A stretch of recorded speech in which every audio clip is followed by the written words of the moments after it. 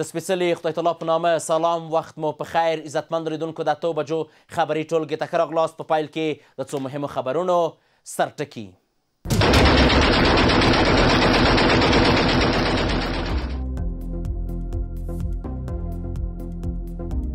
ها باز هم تهدید عملات میکنند. امارات اسلامی افغانستان، مردم افغانستان از خاک خود دفاع خواهد کردن و به این دفاع استاد و پابند هستند. د تېرې شپې د افغان او پاکستاني پوځیانو ځواکونو ترمنځ په نښتو کې له 100 څخه زیاتو کسانو ته مرګ ژوبله. ذبیح الله مجاهد وایي چې په دې نښتو کې 58 پاکستاني سرتیرو د اسلامي امارت 9 ځواکونو ته مرګ ژوبله اوښتې، خو نن پاکستان بیا هم پر افغانستان برید کړی دی.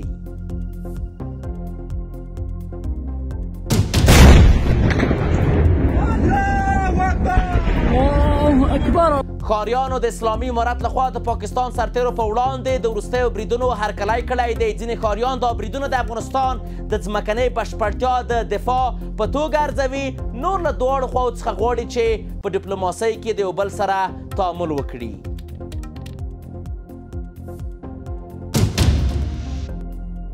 او پاکستان د ترهګرو لپاره خوندي پټنځای. ذبیح الله مجاهد د دې خبرې له ویلو سره له پاکستان څخه غوښتي چې پاکستان دې د داعش مشران اسلامي امارت ته وسپاري.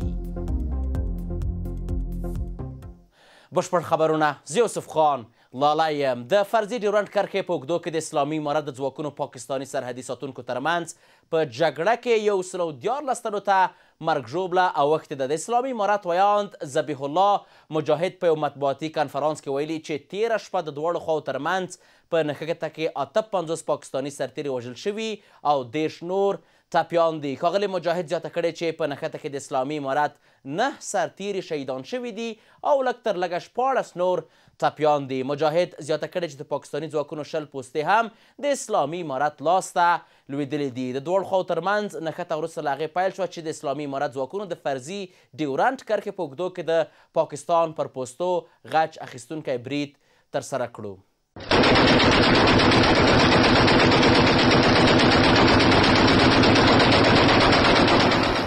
تېره شپه د اسلامي امارت ځواکونو د پاکستاني سرحدي ساتونکو ترمنځ سخته نښته هغه مهال رامنځته شوه چې د اسلامي امارت ځواکونو د پاکستان د وروستیو هوایي بریدونو په غبرګون کې د ډیورنډ فرضي کرښې په اوږدو کې د پاکستان پر پوستو بریدونه وکړل.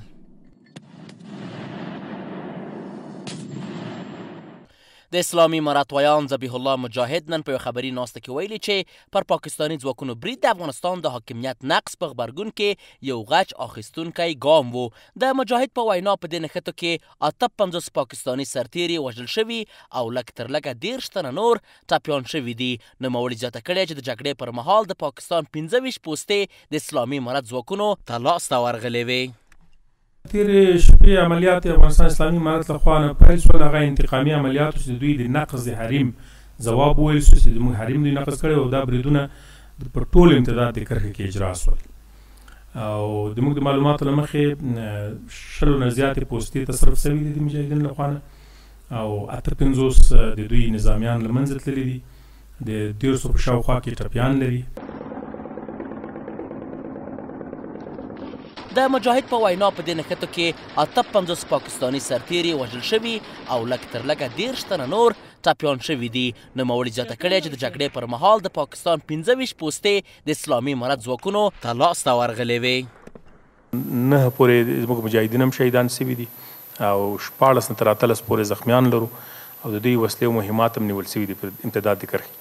الحمدلله موږ ډېر زیات آماده یو، تر اوسه پورې آماده یو. لله الحمد مجاهدین ډېر د چمتو حالات کې دي او موږ روان یو د شورالک سیمې ته او لله الحمد د دښمن ګډ شمېر وسلې او مهمات نیول شوي دي. مجاهدینو ته الحمدلله هېڅ مشکل نشته، موږ آماده یو.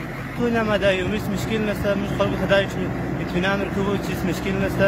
وایي جګړه شوې ده، انشاءالله مجاهدینو ته مشکل نشته. خو درانه تلفات اوښتي دي.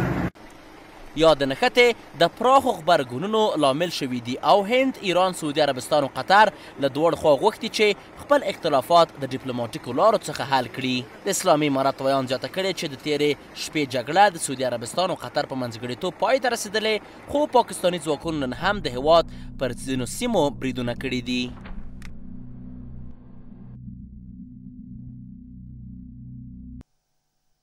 پر همدې موضوع د بحث لپاره په ژوندۍ بڼه راسره وصل دی د نړیوالو چارو کارپوه ښاغلی عزیز مارد صاحب. مارد صاحب ستړی مه شئ، وخت دې په خیر، خپرونې ته هم په خیر راغلی. مارد صاحب د تېرې شپې بریدونو ته په کتو د اسلامي امارت کلک ځواب ته په کتو چې پاکستان ته یې ورکړی دی، فکر کوئ چې اوس به بیا هم پاکستان دا جرأت ولري چې یو ځل بیا په افغانستان باندې برید ترسره کړي او یا هم کوم بل څه؟ مننه. لومړی جناب لالی صاحب تاسو ته حقیقي همکارانو ته لیدونکو اورېدونکو ته سلام او احترامات وړاندې کوم. یقین وکړئ که څه هم برید اوس ودرېده، اوربند وسه د سعودي او د قطر په منځګړیتوب باندې، اما له ویاړه که څه هم زه د انسان په وژلو په جګړو له ګاونډیانو سره د مسلمانانو جګړو خوشحالېږم نه، ما درته یقیني په ډېر ویاړ او په فخر سره ویلی شم چې ډېر زیات خوشحاله یم چې دې پنجابیانو ته بالمثل او د غچ اخیستلو جواب ورکړل شي. په تاریخ د افغانستان کې، په تاریخ د پاکستان کې، تاریخ د افغانستان نه بخره د پاکستان تاریخ جوړ شوی تر اوسه پورې دا ډول حمله د افغانستان چا نه و پرې کړې. صحیح ده، په 1990 کال کې مغولګۍ د 20 ساله اعلیحضرت ظاهرشاه پیلوټ ته امر وکړ، د هاشم خان کابینې مختار ګل صدران ورغی، الوتکه یې ورته وویشتله، خطا یې کړله او ډز یې پرې وکړې د پنجاب په پوستې باندې. د ډاکټر نجیب په وخت کې 3 الوتکې راغلې، د حریم نقص کړ، امر وسه لاړل، الوتکې ویویشتله او دغه سیمه یې ورته بمبار کړه. مر همدا رقم پلان شوې ډله ییز حمله تر اوسه پورې نه وه شوې. د اولین ځل دپاره د استاد رباني حکومت په اصطلاح مجاهدین راتګ سره وروسته پاکستان دلته حملې شروع کړې، تر جمهوریت د کرزي صاحب او د اشرف غني صاحب په وخت کې چا جواب نه ورکاوه. په دغه 4 کالو کې زه چرت کې وم چې ولې ډېر په کار هم په امارت باندې تاسو ویډیوګانې اورېدلي چې کله کله به دوی د افغانستان په څنډو کې او ډز ډوز کاوه، خو بیا به ساتي د جواب ورکاوه، ما بې جوابه نه پرېښودل. دا ور ډېر کلک په کار وم او ډېر خلک ډېر احساساتي سوي وو چې امارت اسلامي نو باید چوپ پاتې نه شي، ځکه پلازمینه ویشتل دښمن یې ولي. دا په تاریخ د افغانستان کې کابل پلازمینه یا ور د سقاو په وخت کې لوډوله کې انګریزانو ویشتله، یا ور په روسانو ویشتله، یا ور په 2001 کال کې امریکا کابل ویشته. د 4م وار چې پنجابیانو دا جرأت وکړ، مخکې له دې نه په پلازمینه باندې چا جرأت نه وکړی او 4 وار خپل درس ولیده. نو دا ډله ییزه حمله باندې واقعا خوشحاله د ستاینې وړ ده، واقعا یو ډېر زبردست کار شوی. دا رسالت، مسؤلیت، مکلفیت دی حاکم نظام ده چې د خپل خاورې نه، د خپل حریم نه، د خپل اتباعو نه، د خپل استقلالیت نه، بشپړتیا د ځمکې نه باید دفاع وکړي او ویې کړه په هر وسیله چې وه، کم وخت وه که ډېر وه، که یوه غولکه باندې وه، که په توره وه، که په یو توپک وه، که په هر شته وسلې په لاس لرلو سره افغانان همیشه خپله دفاع کړې ده او پنجاب ته داسې درس ورکړ که بل وارې د حمله وکړله، دا وارې په 3 ورځو کې به اټک او په 5 ورځو کې به ټول پاکستان افغانان دي، ځکه تاسو موران موږ ته معلوم ده. په 1901 کال کې هندوستان له 93,000 پوځیانو جامې وویستلې، داسې تصمیم کړله، په ګونډو یې کړله او همداسې نور موږ ته معلوم ده. مورال د دې بله خبر کوزه خوا پښتانه او بلوچان افغانان دي، هغوی موږ سره جګړه نه کوي. په دې پاکستان پنجاب کې خپله پنجاب پوځیان مسلمانان دي، عقیده‌ایي روحیه لري، هغه له ملا سره جنګ نه کوي. او همداسې کشمیر او سندیان په دې پیږي چې هر څومره وسته هر څه ورسره وي، بیا هم دلته مورال ضعیف ده د افغانستان په مورد کې. نو بیا هم دوی ښه د عبرت درس واخیسته او د افغانستان عزت و حیثیت و غرور بېرته په جایز چې موږ ټول بېرته په احساساتو په ورړو راوړو.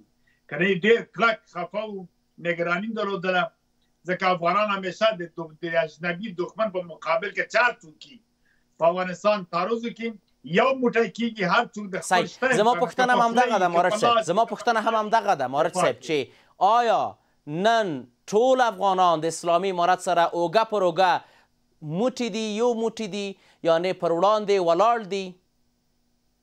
بالکل هر څوک د دښمن په مقابل کې ما عرض وکړه خپل منځ کې موږ اختلافات لرو، هر څه څلور د خپل درنی کار ته په کور کې اختلافات دي، په قوم کې مې، په کلي کې مې، په سیمه کې مې، په وطن کې مې، هغه جدا خبر ده. هر مملکت، هر کورنۍ، هر څوک په دنیا کې لري، اما د غلیم په وړاندې، د پردي په وړاندې افغانان ټول یو لاس دي، ښځې دي او که نر دي، هر څوک په خپل شته امکاناتو، یو په قلم، یو په خوله، یو په توره، یو په منډه، یو په اوبو ورکولو، یو په وسله جوړولو، یو په لاره ولو، یو ورته پول جوړولو، په هر ډول چې دوی دا کار کوي. اوس تا داسې اوس مثلا په ګوته شمار یو څو بې غیرته لارو بر ګلخانان یا یو څه کسان چې مثلا چې نه یې ننګ معلوم ده نه یې غیرت معلوم، ځکه خاوره د مور د ناموس حیثیت لري، دا بې موره بې پلاره بعضې خلک پیدا کېږي چې په ضد د خپل وطن د خپل خاورې دې لپاره چې عقده لري له قوم سره یا له حاکمیت سره، هغوی به داسې بې غیرته ژوند کړی وي، کوي به یې نیکونه به ورته میراث پاتې، هغه خپلې خبرې ساتي. اما عمومي حب الوطن من الایمان، دا بیا عمومي منفعت ده، عمومي خبره ده، عمومي غیرت ده، عمومي شرم و حیا ده او غرور هم بیرته عمومي ده. ګوره زه په لندن کې هم دا اوله تاسو نه 14,000 کیلومتره ناست یم یا 12,000 کیلومتره. ما هم غرور افتخار به خوشحالي مې همدا ده چې بیرته د اقل پنجاب جواب ولید. جواب یې له خدای د هغه واقعي شهیدان چې دغه 9 نفره دي په خاوره په وطن په دفاع مشاسي، الله دې به مغفرت کړي او فردوس جنت ورته نصیب کړي او ټپیانو ته موږ عاجله شفا غواړو. صحیح. چې دا ټول کسان چې د پنجابیانو مقابل کې ځان یې قرباني کړی، دې ته وایي واقعي په وطن مین شهیدان دوی نومه پاتې کېږي. صحیح. اوس بېلابېلې څرګندونې شوي دي، داسې راپورونه هم ځایي سرچینو خپاره کړي وو چې ګواکې یو بل برید دی هم په هلمند کې ترسره شوی وي، د پاکستان له لوري د پاکستان ولسمشر هم څرګندونې کړې وې، د پنجاب اعلی وزیر هم څرګندونې کړې وې، د پاکستان پوځ هم خپلې څرګندونې درلودې. فکر کوئ وروسته له دې به څه کیږي؟ وروسته به بل اقدام څه وي؟ آیا هر څه به بیرته سمیږي؟ دواړه هیوادونه به بیرته تعامل ته سره ځي؟ بیرته به د دواړو هیوادونو ترمنځ تجارت شروع کیږي؟ یا هم پاکستان په ټوله کې خپلې ټولې دروازې تړلې دي د افغانانو پر مخ باندې، بیرته به دغه دروازې خلاصیږي او که نه دغه ستونزه او دغه مشکل به یو څه نور هم دوام پیدا کوي؟ ګورې دا خو یو څرګنده حقیقت، ټول نړۍ په دې پوه شوه، ټول خلک چې پاکستان خلاف د ټول نړیوالو اصولو د هسې عدم مداخلې څه وخته ما ذکر وکړ، ډیپلوماتیکو اصولو، د احترام متقابل، د اوس هم جوارۍ، د اعلامیه د حقوق بشر، د جرایم جنگي کنوانسیون 1940 کال، دغه پروتوکول 1901 کال، د ټولو اصولو د منشور ملل متحد 1 فصل دی او عمل ترسره کړ. دا یو واقعیت ده. دا د افغانستان حق و چې وروسته هغه د نړیوالو باندې غږ وکړو، خبرې اترې، بالاخره بالمثل عمل وکړ. پاکستان دا خبردانه چې کوي ته د دښمن ده او د امنیت او تعدیلاتو شورا امنیت نه باید دا ریزه کړې وای، قطعنامې باید فیصله کړې وای، په همکاري د حکومت د افغانستان دا کار ترسره کړی وای، صحیح و. هغه هم که ټرست شواهد و اسناد درلودی، باندې دا کار وسه. اوس که دوی چارواکي خپل ملت دپاره د خپل حیثیت او عزت د خپلې کړنې د غلطۍ د تلافي دپاره خبرې کوي، هغه دوی کار ده. اما په ټوله کې دوی هم پوهېږي، موږ هم پوهېږو چې جنګ د دواړو هېوادو په ګټه نه، د دواړو هېوادو په شاتګ ده. سوله او امنیت، ثبات، تجارت، همکاري، مرستې یو بل سره، ځکه دغه جغرافیه کې دا دوه هېوادونه شته. که وغواړي که ونه غواړي، دا چې دا د غرب او د امریکا پروژې برنامې لري راځي دلته د شر او فساد او جنجال جوړوي، د دې لپاره چې امریکا ته زمینه که بیرته اړیکې سره عادي شي، بیرته تعامل وشي، دا د دواړو لورو په خیر دی. مهارت صاحب تاسو دا موخه ده، درست؟ بله سر. یعنی که بیرته اړیکې عادي شي، تعامل شروع شي، دا به د دواړو هیوادونو په خیر وي. ستاسو همدغه موخه ده، درست؟ بالکل. دا د پرمختګ باعث کېږي. یو ترهګر که راځي یوه هېواد ته په دواړو باندې په سیم باندې اثر کوي. اقتصادي بحران که راځي، که آفت طبي راځي، طبیعي بخښنه غواړم، او یا که نور مشکل جوړېږي، که دلته خوشحالي راځي، که دلته بې امنیتي او بې ثباتي په ټولو تاثیر لري، نو په سولو ثبات کې، په تجارت کې، په کومک او مرسته، په پانګونه کې، په سیاسي او ډیپلوماتیکو اړیکو پراخولو کې دواړو ګټه ده. دواړه په مخ کې ځي، هم له افغانستان، هم ایران، د سیمې ټول هېوادونه دې ته دوی پام سره مارج صاحب په ډېرې بښنې سره مارج صاحب که ما ته وخت راکړې په ډېرې بښنې سره قطر او سعودي دلته غبرګون وښودلو حتی د دواړو لورو ترمنځ منځګړیتوب هم وکړلو ولې تر اوسه ملګري ملتونه چوپ دي مارج صاحب ولې دا کېدای شي کوم هغوی په دې خوشحالېږي ځکه غرب دوی برنامې لري خپل پلان لري موږ همدې ما شک و چې پاکستان ته برنامه نه یې ورکړل سوې داسې جنګونه مداخلې وکړه چې زمینه مساعد داسې دلته د هغوی راتګ ته یا خپل حریفانو روسیې او چین او ایران ته مشکلات جوړول دا بیا نور بحثونه دي په دې کې اوس نن سبا ملتونه هوښیار سوي افغانان هم په دې پوهېږي خپل ګټې او منفیت اوس نن سبا متوجه دي اما دا چې دوی قطر او سعودي له اوس نیت نه داسې وکړه ترسره کړه ځکه دوی په داسې سیمه کې نور پلانونه دي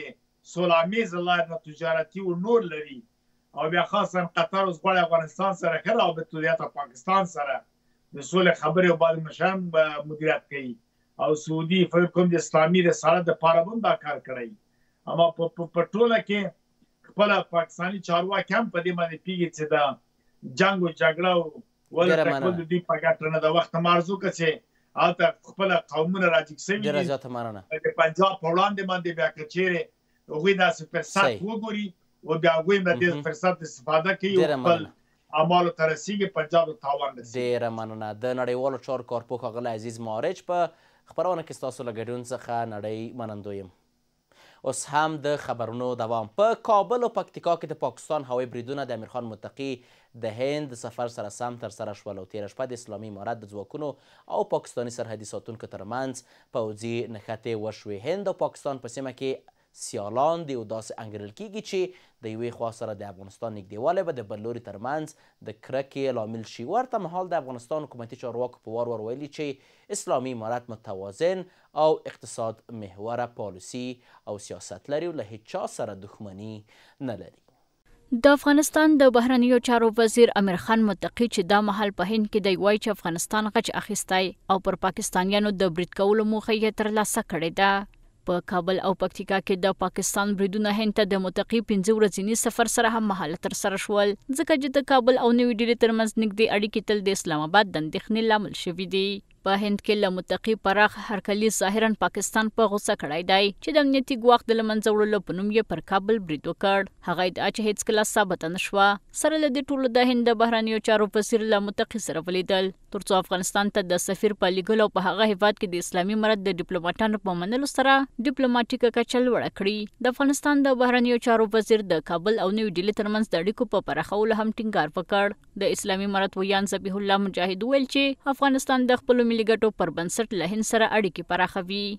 افغانستان اسلامي امارت د بهرنیو چارو محترم وزیر صاحب کوم سفر هندوستان ته لري دا د افغانستان او د هندوستان ترمنځ د اړیکو موضوع ده دا د بل چا په مقابل کې نه ده.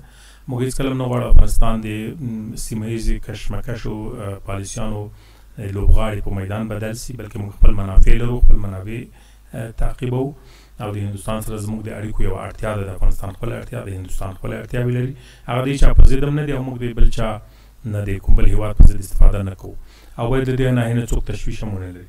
خو پوښتنه دا ده چې څه د دې لامل شول چې پاکستان په دریم ځل پر افغانستان برید وکړي. د هند او افغانستان د اړیکو د ګرمېدو سره سم پاکستان د څه په اړه اندېښمن دی؟ زیر عامل اصلی از این مسئله است که تشنیع گویا پاکستان متحد از دو کشور موجب میشه تا پاکستان نتونه در امور داخلی دو کشور دخالت کنه. گرچه در ماده دوم سازشنامه توافقنامه که بین هندوستان و افغانستان صورت گرفت در اینجا هندوستان شرط اساسی مونده که در افغانستان هیچ سازمان تروریستی علیه هندوستان به اصطلاح پشتیبانی حمایه و ایجاد نشه. خب به هر حال با آن هم هندوستان از جانب افغانستان اطمینان خود حاصل کرد ولی پاکستان متاسفانه هنوز اطمینان کامل حاصل نکرده و با بهانه‌های مختلف میخواد تا مناسبات دو کشور تیره بسازه. ادامه عملیات‌های نظامی راه حل مسئله افغانستان نمیباشد. باید پاکستان با بردن به اشتباهات خود به مذاکره و همچنان از طریق سیاسی و دیپلماتیک برگردند تا مشکلات افغانستان حل گردد. امیدوار هستم که کشور هندوستان هم همان بوده که در قسمت‌های مختلف با افغانستان همکاری نموده در قسمت وجه ساختن نیروهای نظامی و دفاعی افغانستان همکاری بکنه و تا در صورتی که اگر پاکستان بار دیگر چنین حملات علیه افغانستان انجام میدهد در کنار نیروهای هندوستان هم در کنار نیروهای افغانستان شده و آنها را با تمویل سلاح و مهمات نظامی در قسمت دفاع از وطنشان بسا پشتیبانی نمایند. د نړۍ د ځواکمنو او دښمنو هیوادونو ترمنځ د افغانستان په بیلابیلو حکومتونو کې د پالیسۍ جوړونې انډول کول په سیمه کې یو له لویو ننګونو بلل کیږي. عزتمند لیدونکو د 8 بجو خبري ټولګه پر همدې ځای پای ته ورسېده. تر بیا کتو په الله پاک مو سپارم.